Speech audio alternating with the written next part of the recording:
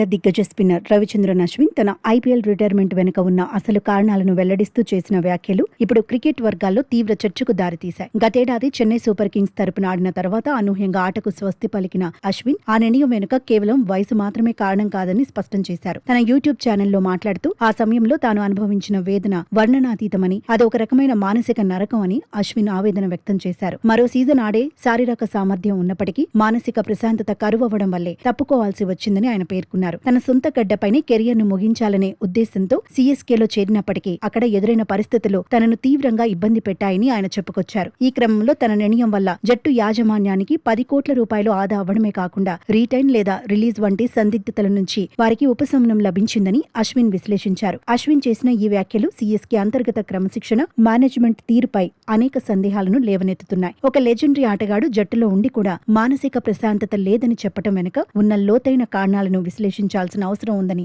అభిమానులు భావిస్తున్నారు. అశ్విన్ రిటైర్మెంట్ వల్ల కలిగిన ఆర్థిక వెసులుబాటును జట్టు ఎలా వినియోగించుకుందనేది పక్కన పెడితే ఒక గొప్ప ఆటగాడికి గౌరవప్రదమైన వీడ్కోలు లభించలేదనే భావన వ్యక్తమవుతోంది. మొత్తం మీద అశ్విన్ విశ్లేషణ కేవలం విమర్శ మాత్రమే కాకుండా ఆధునిక క్రికెట్లో ఆటగాళ్ల మానసిక ఆరోగ్యం మరియు టీమ్ కల్చర్ ఎంత ముఖ్యమో తెలియజేస్తోంది.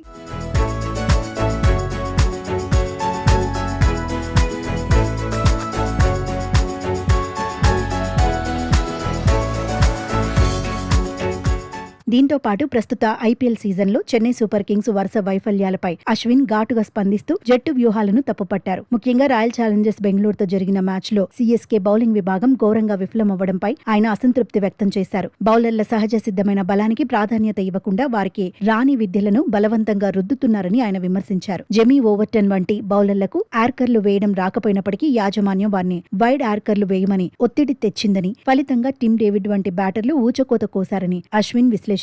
యువ ఆటగాళ్లపై భారం వేసే సమయంలో వారికి సరైన మార్గనిర్దేశం చేయడంలో యాజమాన్యం విఫలమవుతోందని ఆయన సూటిగా విమర్శించారు. అనుభవజ్ఞులను కాదని యువతకు అవకాశం ఇచ్చినప్పుడు వారికి తగిన ప్రాక్టీస్, అనుకూలమైన వాతావరణం కల్పించాల్సిన బాధ్యత జట్టుపై ఉంటుందని అశ్విన్ గుర్తు చేశారు. క్షేత్రస్థాయిలో బౌలర్ల నైపుణ్యాన్ని గుర్తించకుండా కేవలం థియరీలకే పరిమితమవ్వడం వల్ల జట్టు వరుసగా 3 మ్యాచ్లు ఓడిపోయిందని అశ్విన్ అభిప్రాయపడ్డారు. యువ ఆటగాళ్లకు స్వేచ్ఛను ఇచ్చి వారి సామర్థ్యానికి తగ్గట్టుగా ప్రణాళికలు రచిస్తేనే సీఎస్కే పూర్వ వైభవాన్ని సాధించగలదని ఆయన సూచించారు.